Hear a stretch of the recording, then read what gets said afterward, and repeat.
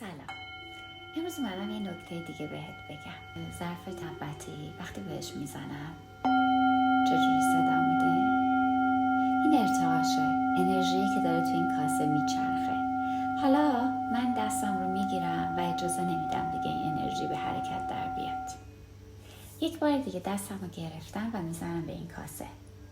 چه اتفاقی نمیفته. پس انرژی نتونست بچرخه چون که من دستم رو محکم گرفته بودم. انرژی و وایبریشن تو بالا ببر. زمانی که انرژی شما بالا نباشه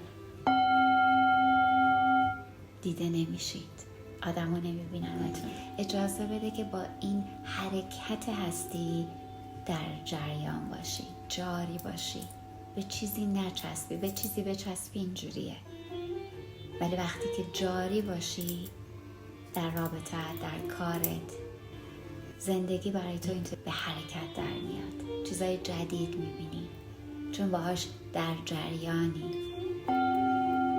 اجازه میدی که انرژی وارد بدنت بشه، به چرخه در بیاد و از تو خارج بشه. حتی با اون حرکت‌های شیکی که من بهتون میگفتم یا حرکت‌های دیگه‌ای که انرژی رو وارد کنی، بری، ضربه بزنی، داری تمام مدت جریان انرژی رو تغییر میدی. امتحان کن و نتیجه‌شو ببین.